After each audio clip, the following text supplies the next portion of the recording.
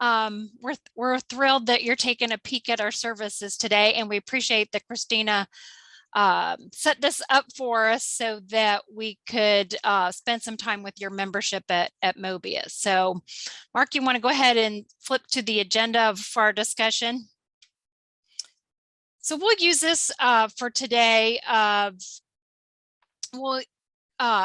it's going to be pretty casual, but we're going to take a peek at where we have been as an industry and where we need to go. We're also going to take a look at some analytics, specifically from a report that Lean Library was heavily involved with that has to do with the topic of our products today. And then we're going to take a deep dive into our products. We're going to focus on our core product called Access. And then we'll certainly leave time for questions and answers. And really, to be honest, Sarah, if you have questions, you can interrupt us as we go along too.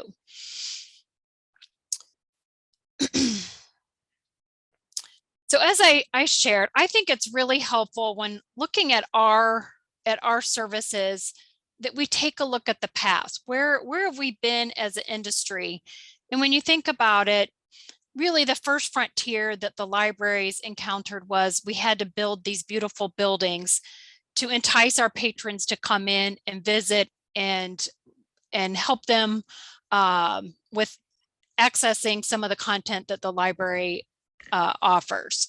So again, that was kind of the first frontier. Mark, if you want the next slide.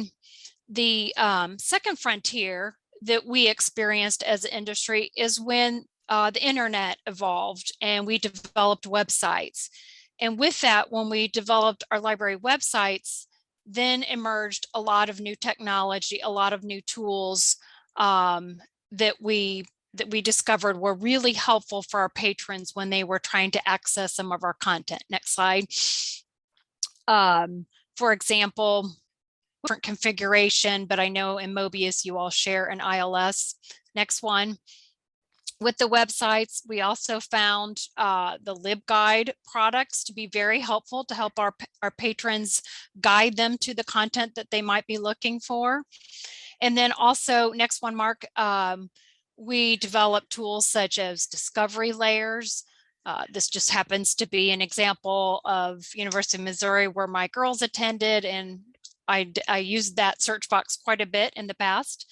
So again, these are all great tools as a result of that second frontier that the library industry experienced. Second one, but you have to ask, where are we at now? Are our patrons still walking into our beautiful buildings? Are they still coming into our websites? And of course, the answer is yes, but maybe not as often and maybe not as frequently. And then you have to ask, well, where are they going now? And Mark's going to speak a little bit to that, to the answer to that question. We make it very simple for your users because what we've learned is that at the end of the day, they like to do their research the way that they're comfortable with. And as we've learned, and many of our libraries have shared with us, they like to use Google and Google Scholar when they're off campus. And so we want to meet them right where they are in their preferred workflow. And we're going to guide them to the library. So it's okay if they start with Google and Google Scholar. And we're going to show you here in a little bit how this works. But first, I wanted to share with you something we did last year. We did this Librarian Futures report. And it was basically in the life of the user. And we sent this survey out to over 4,000 librarians and patrons across 1,500 institutions. And we received some incredible feedback. And I think it's interesting for a lot of our customers to take a look at this, of what the view is of the library and how they feel it might look in the future. So this is free to download. You just go to, see there at the bottom, librarianfutures.com. Download it and take a look. I think you'll find it pretty fascinating. I'm going to share just a couple pieces from this because it's a very lengthy report. But one of the things we asked is where do patrons begin their discovery? And what we found is what we kind of knew, that it really does start outside the library. And you'll see here that 79% of faculty and 74% of students begin their discovery outside the library. And it went on to show that 30% of faculty and 24% of students begin their discovery on Google Scholar. And that really was in line with what we have found. You'll see in the bottom right that our own data from Lean Library shows that 48% of the patrons using Lean Library begin on Google Scholar. Not what we really hope for. We would love for those students to authenticate when they're off campus and use the library resources that are heavily invested in. But there was some good news. As I go on, all is not lost, because when we asked, would patrons and librarians adopt a comprehensive digital application of their library, it was very encouraging here. We had 82% of librarians and 88% of patrons said they definitely or probably would be okay with this. And that's kind of contrary to the notion that, you know, your patrons just want to be left alone. When you see here that 88% of patrons want the library more deeply embedded in their workflow, very encouraging. And it shows us as a company, Lean Library, that we're on the right track to helping make all this happen. And I just wanted to share with you briefly that this is our mission statement at Lean Library. And it really is to help redefine and amplify the power of the academic library to advance student learning and researcher impact. And now Denise is going to take you through and kind of show you how the tool works from the beginning, you know, downloading it and putting it on the computer, to use the browser extension and move forward from there. So Denise, I will let you continue here. Sure. So we're kind of now looking at a new frontier, kind of a new place for the library to have a presence. So if you use this as an example, this picture of a search on Google where you have the typical list of results, to the right of those results, where kind of that blank white area is, that's where Lean Library's browser extension is going to exist. That's where it's going to live. And that's where we're going to bring the results into from the library. Next one, Mark. So it's, again, as we mentioned, our technologies involve using a browser extension, and it's a very simple process for your patrons. Basically, it's just that they have to go to Lean Library's website, and you can use any modern browser service that you want to. In this case, we're using Chrome, and it's a 2-click process where you download it and put it on your device, whether that's your computer or what have you, and you're set to go. And I'll show you an example later of what that process looks like. And as I mentioned, we're going to focus mostly on our core product, which on the left-hand side, you see Lean Library Access. That's our core product. It's what everything sits on top of. We'll give you a little bit of a peek into a potential enhancement, which is our workflow for LibGuides, where we integrate all the work that you've done with LibGuides into the extension. And then also we'll give you a little peek of what our Futures product looks like. And that's where some really exciting things are taking place, because the development on that product is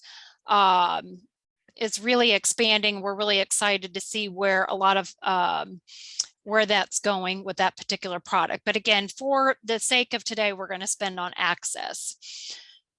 So the question is, how do users typically find resources without Lean Library? And the answer is, you all kind of know this. These are some typical things that you see every day in your library. These are typical challenges, issues, and frustrations that patrons have. And for example, it would be that they do a search and find an abstract. They may not even know what the heck an abstract is versus a full text article. Just explaining to patrons how to access papers can be involved, especially if a patron has not gone through the research process ever before. It's time consuming. And then maybe you have a situation where a patron has to log in multiple times, encountering those paywalls. And then the last example is not getting into something because the patron does not have a subscription to that particular platform or service. So I'm sure you can attest that these are all examples that you deal with on a daily basis. But what if we could help eliminate that? And in fact, to even take this a little bit further, Lean Library did some research on what does that process look like from the time you start your search out on Google to the time you download that item on your desktop. And in our findings, if you want to go ahead and click this, Mark, the next one, we saw an average of about 12 clicks or just under 4 minutes that the average patron would take to get to their destination with their search results. But here's what happens when a patron uses Lean Library. We're going to help with all kinds of things. We're going to help with accessing Google Scholar. We're going to get to the preferred links, the scholarship links, and help you get to that PDF saved on your desktop. And if you go to the next one, Mark, with just under 4 clicks and only 54 seconds. So as you can see right there, we're eliminating a lot of clicks. And we all know that if patrons have to click too many times to get somewhere, we lose them. And that's why they go to Google or Google Scholar. So then the question is, how do we deliver the power of the library directly to your users at the point of need? And we can do that with our extension. And what we can do with our extension is we can help expose your ebook coverage. We all know that the past 2 years, a lot of libraries have really focused on adding ebooks with the COVID situation and having a lot of remote users. So we're going to show you some examples of how we can expose those ebooks that you have. We're also going to help streamline aggregated source content like Google Scholar or PubMed, any of those types of platforms that take a little setup where, you know, patron may have to come to your help desk and say, how do I configure that Google Scholar thing again? If the patron has our extension, all that goes away because we automatically configure those types of platforms for the patron. We're also going to help with exposing open access items. And then we're also going to help lead your patrons to your ILL support with the extension. And again, all these items that I'm sharing with you, I'm going to show you some very specific examples of how all that looks and feels. So as I mentioned, Access is our core product, and we're going to talk a little bit. I'm going to show you what that initial setup is for your patron in your library. And our core product kind of does 3 things. We're going to help eliminate the access and authentication process. We're going to help ease that. We're going to showcase alternative content that may not be in the knowledge base of your library. And then we're also going to give you some tools that you can be proactive and do some messaging out to your patron community.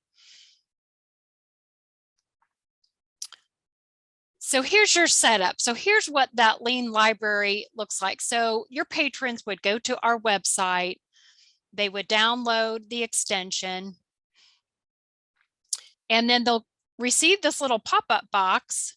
And on this box, instead of the University of Make-Believe, it would have your university college's logo. So it would be customized to your look using your colors, etc.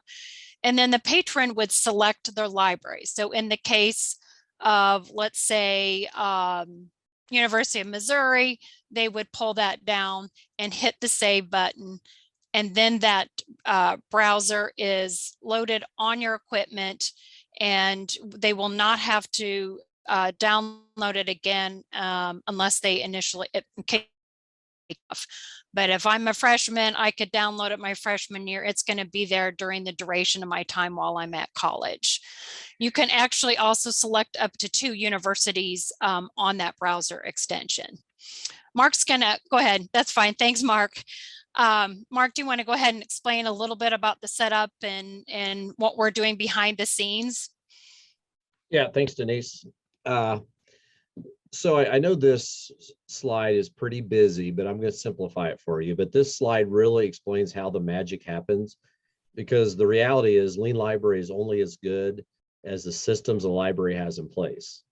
So I like to start in the center section because most libraries have some type of authentication process when people are off campus. So you'll see at the bottom, Easy Proxy. The majority of our customers do at this time have Easy Proxy. Some have Open Athens, some have Shibboleth, some have a combination of these three, which is fine. We can work with that. And so just so you understand what's about to happen when Denise takes you through the examples, we first get a read-only password to your configuration file of your authentication tool. And that config file tells us every domain where you have licensed electronic content. And that's how we know to pop up and lead the user to authenticate to the library.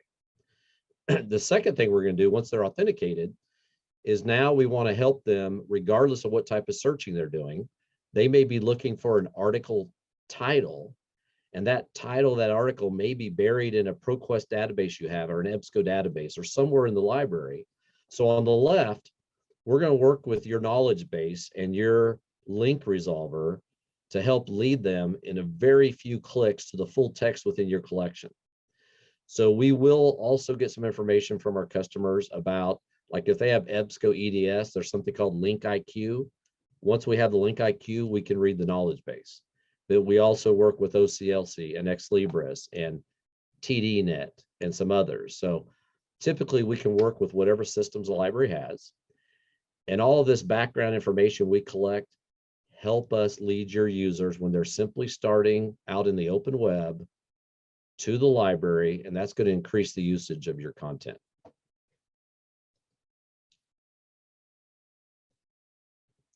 So the first step is they only need to log in one time, as Denise mentioned.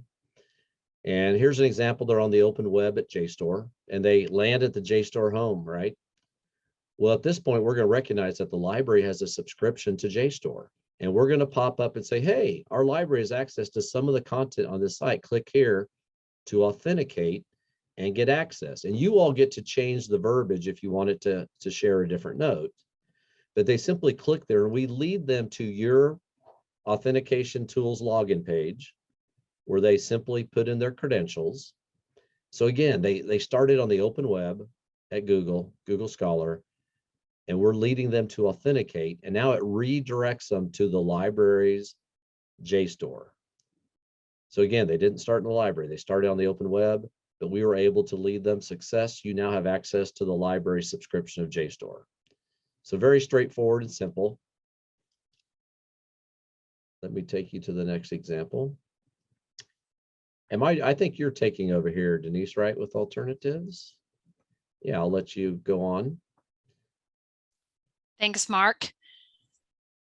So as Mark said, really all the behind the scenes work is done up front at the initial time that a library subscribes with their services.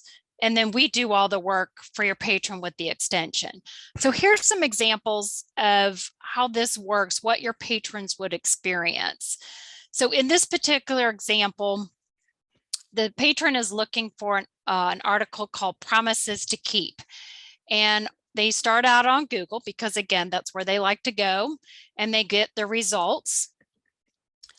And they're going to get a pop-up box, or they're going to tap into an article. In this case, they go into the article and it's an abstract. So it's really not giving them what they want. But the good news is that extension is in the background reading everything from your knowledge base, and it pops up and it says, article available elsewhere. Your library has this article available for you at a different location. Now, again, let me point out, this is customized to Lean Library. Again, like for Sarah, you're at the nursing school, you would have your logo up at the top, and then the patron would hit access article, and it's going to redirect the patron to where you have that article located. In this case, it's located on the platform of Brill. And then it's going to give you another little nice message on the pop-up box to give you some confidence that, hey, success, you have access. we've provided you access to this website. That means that you can now access all the licensed content. So again, this is the wording and the verbiage on these little pop-up boxes. The library has a lot of, you have control over how you want to say this, but we're going to give you some basic script. And if you need to alter it a little bit, you certainly can. So again, that's one example where we're going to redirect your patrons. In this example, we had 3 clicks.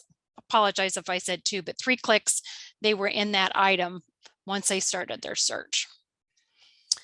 So the next example is helping your patrons, guiding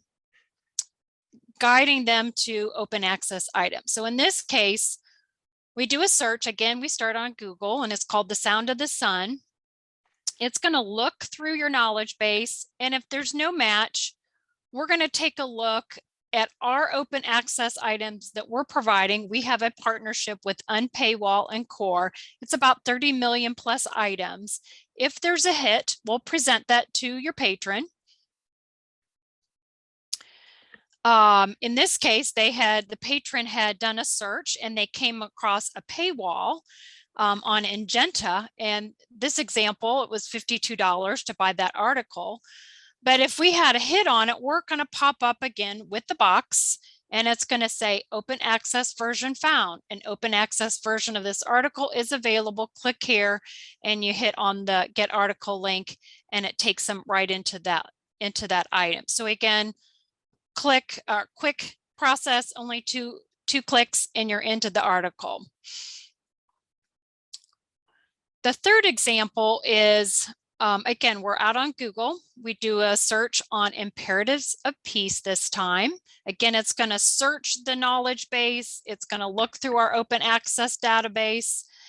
If it doesn't have a hit, but it's giving me some results on Google. So again, I might click on one of the results. And in this case, it takes me to an item that I don't have a subscription to, that I don't have access to this document on Philosophy Documentation Center. But the good news is, again, that little friendly box pops up and it says, get this article in your inbox. And I click on that button, and it's going to direct me right to the university's website, the URL where you have your interlibrary loan information. So this form that you see here is just a generic form. You can use your own form, but what we're going to do is we're going to populate all that metadata from that item that they want. And then all the patron needs to do is to insert their email and name, or whatever you typically request on an ILL loan request. Hit the button and you're done. Also, let me make a comment on here too. You have the flexibility that if you want to turn this feature off for some reason, you can. I've had a couple libraries say that they've had really good response. However, maybe they went through their budget for their ILL. Maybe there's one month left in the semester and they've already gone through their budget. You can turn this feature off and then it turned back on once your monies have been filled back up in your budget. So again, that's an example. And then this fourth example, here's where if I'm a patron, I'm out on Google, I hit or I do a search on applied development science. It gives me some results. And an example might be I hit on this one and it takes me to an item at Amazon. Well, I'm pretty sure a lot of our college students really would prefer not have to take money out of their own pocket and spend $118 on an ebook. But again, that little pop-up box appears because it's reading in your knowledge base or looking at the DOI, and it's saying there is an ebook alternative. The library has this ebook and license in a different location. So as a patron, I would hit on that button and it's going to guide me through to where you typically have your students, your faculty check out the ebooks on your system. So again, those are some examples of how that extension works when it's downloaded. Here's where I mentioned a third item that we can do with our core product, and it's called assist messaging. They're like customized messaging. And I'll show you a couple examples of what we mean by this. These are messages that you can proactively push out. Let's say, for instance, if I'm a student and my professor tells me, hey, I want you to take a look at some information on LexisNexis.com. Well, they will find out real quickly they may not have access to it because they don't have a subscription. But if they type that in and it reads that URL, you can redirect them to your copy that you have, your institutional copy of Nexus Uni. So again, that's one way you can help patrons get redirected to some of the platforms that you have. In Missouri, like if you have Learning Express, I think that's still part of the Missouri contract. That would be another great example that you could redirect people to Learning Express and then show them where to log into, how you would log into that account. The second sample here in the middle of the screen, that's an example of a subscription to a newspaper. New York Times, it's a popular item. You could use this pop-up window if they're searching for New York Times, and then lead them as to how they would get access, showing them what the username and password is. So again, this is another popular assist message that you can customize. Another example that's on the screen to the right here, if you're trialing something or if you're in negotiations and you want them to know some information about that item, again, you can use a pop-up box for that item as well. We just had a customer share with us another example that he uses the messaging for, and that is if students are going to the URLs for the used books to purchase, like a book like Chegg and some of those popular websites, maybe you could create a pop-up box then to redirect to the library, because maybe you're keeping some of those items on a reserve list or something like that. So you can be really creative. We've had libraries use this for open house events, or during COVID, some folks use the messaging boxes to talk about hours that they had, things like that, unusual things that were happening during COVID.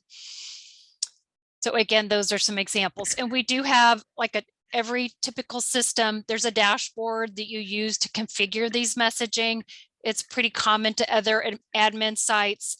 And the good thing is all these messaging you can store and kind of keep in a library so you can reuse in the future. If you're going to, let's say, for instance, every beginning of every semester, you wanted to do the same message, you can just recycle some of those messages that you have in the dashboard. So again, we just covered Lean Library Access, and that's what our product sits on. So an enhancement to that is we can also provide guidance implementing workflow for LibGuides. So this is a partnership, with SpringShare, where we can incorporate some of your LibGuides. For example, one of our customers, Utah State, took their LibGuide on this topic of Google Scholar and embedded that into the workflow, and they saw a 600% increase with that particular LibGuide with using our services. We can also use LibChat, which is a new enhancement with this package, and I can show you an example in a little bit of how all that works. Futures, again, as we shared earlier, is like an app that sits out on the desktop. So it's a separate box besides the pop-up boxes that we showed you that just sits out to the side. And we'll show you some examples in a minute of what that looks like. This is a grid, and I don't expect you all to be able to read this from where you're at, but just know this is on our website. We can send links to this that gives a comprehensive look at what all the services are, what the differences between all the different packages. So here's an example of, I want to show you this little box. This is the Workflow Librarian. So it's a little box that you can pull out, And we're going to, again, customize that look and feel to your university using your colors and the logo. In this case, the discovery link is here. So whatever I put in my put into my search, I can click that library discovery and it's going to pull up the same results, or excuse me, not the same results, but different results that are in your discovery service. So whether that's Ex Libris's or EDS or WorldShare or what have you, we will be able to present those results. And that's a super great way to bring your patrons into your library space. That little box also, we can put a link for your chat box. So again, this is where that workflow librarian feature would be on that box as well.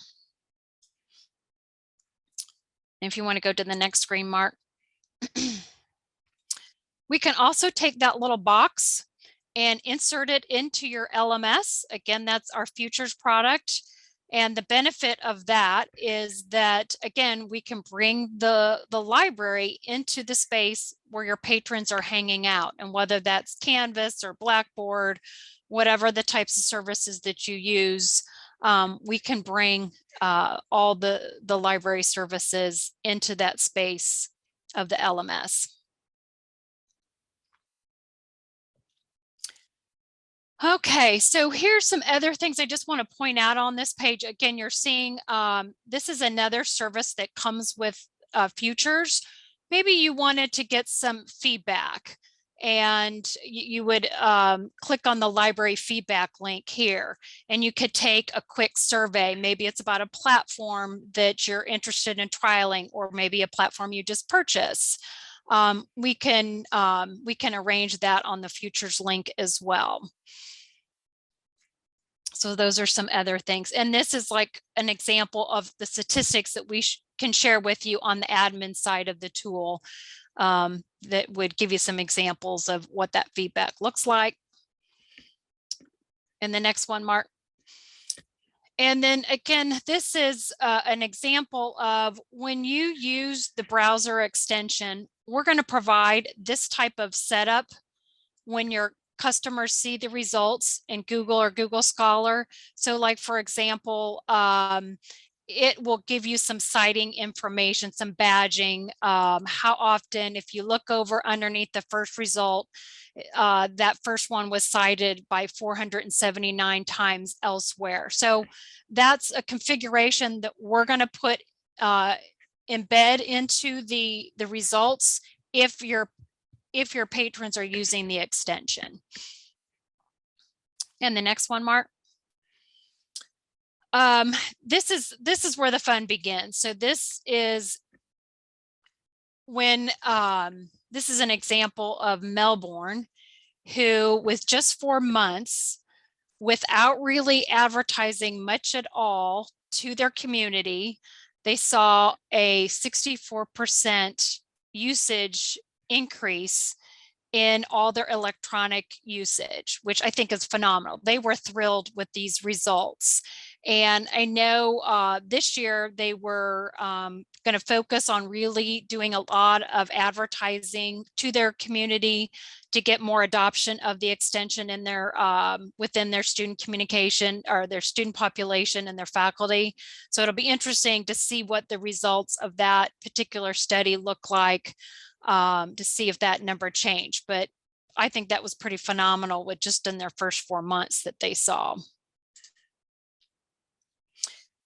And then again, earlier I mentioned Utah State, where they used the integration of LibGuides, and they saw a 600% increase in their in that one integration with Google Scholar. So again, they were thrilled with the results on that. And again, this is a slide just showing a sampling of some of our customers. We are an organization that actually started over in the Netherlands. So you'll see quite a few institutions over in Europe, but we also have a terrific customer base here in the US. And they're all different types of libraries, whether it's a library like a Harvard or Yale, but we also have like a University of Oklahoma or Princeton Theology Seminar or Bellevue up in Nebraska. So again, we have all different types of universities and colleges. We have community colleges that use our tool. It's applicable in any type of library environment.